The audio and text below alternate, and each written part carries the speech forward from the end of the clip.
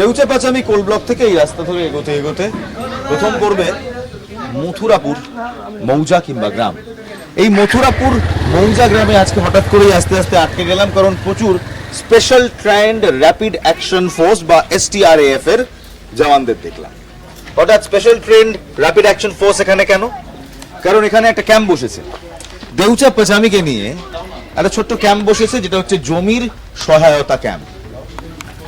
জমি বড় বালাই আর জমি বড় বিবাদ, অন্তত দেউচা পাচামি কোল ব্লকের জন্য জমি বড় সমস্যা। সেই সমস্যা মেটানোর জন্য রাজ্য সরকারের এই ক্যাম্প আঙ্গনবাড়ি কেন্দ্রে চলছে এবং এখানে যারা এখানকার বাসিন্দা মানুষ তারা তাদের দলিল নিয়ে আসছে যদি কোনো সমস্যা থাকে সেই সমস্যার সমাধান করার জন্য।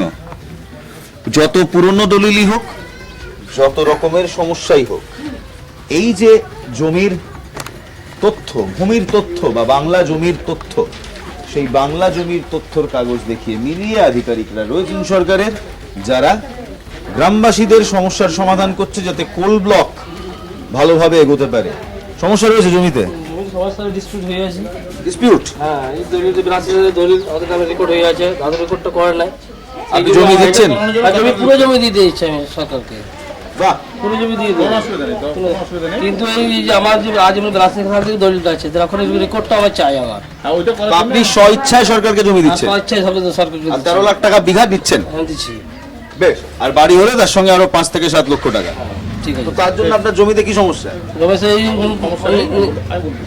বেশ, যারা আধিকারিকরা রয়েছে তার কাছ থেকেই শুনবো।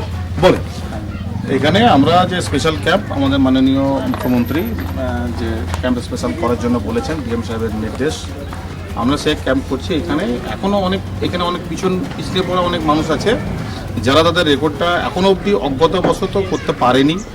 তারা আমাদের কাছে কাগজগুলো নিয়ে আসছে, সে যে কোনো রকম, সে দলিল থাক, সে ওয়ারিশ কেস হোক বা সেগুলো পাট্টা কেস হোক, যত রকম আমাদের কোল মাইনিং যে ব্লকটা আছে, ব্যাসল্ট এরিয়া যেটা আছে, তার মধ্যে যেগুলো ল্যান্ডগুলো আমাদের নেওয়া হবে তারা স্বেচ্ছায় জমি দিয়েছে।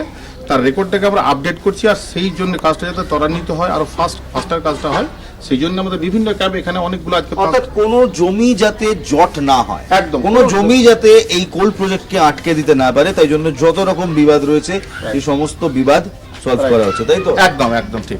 যে কোনো বড় মাইনিং ব্লক প্রজেক্টে একটা বড় সমস্যা হয় আদিবাসীদের জমি, আদিবাসীদের সেন্টিমেন্ট।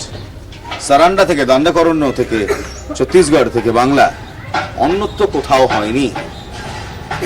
দেউচাতে যাতে সেরকম সমস্যা না হয় তাই জন্য স্পেশাল ক্যাম্প বসেছে রাজ্য সরকার।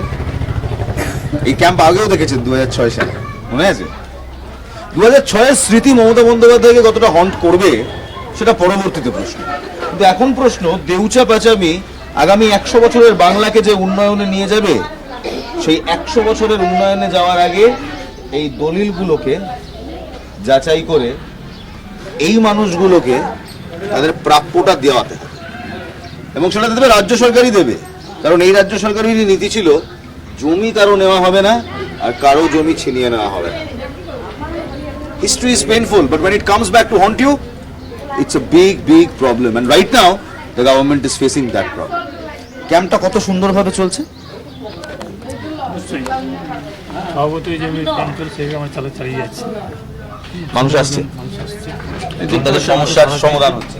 অবশ্যই মানুষের সেবা পেয়েছি এবং মানুষের যথেষ্ট সাহায্য করতে চালিয়ে যাচ্ছে এবং কাজ বেশ ঠিকমতো এগিয়ে যাচ্ছে। দেউচা পাচামি কোল ব্লক আনইন্টারাপ্টেড এগোনোর জন্য এই কাজ অত্যন্ত দরকার, কারণ জমির জটে যদি আটকে যায় দেউচা, তাহলে সে লড়াই দীর্ঘ, সে লড়াই বৃহৎ। তাই জন্যই আমার ঠিক পেছনে দাঁড়িয়ে রয়েছেন স্পেশাল ট্রেন্ড র্যাপিড অ্যাকশন ফোর্সের জওয়ানরা। এই STRAF তখন ডিপ্লয়েড হয় যখন এরিয়া সেন্সিটিভ হয় না, তবে সেন্সিটিভিটি থাকে।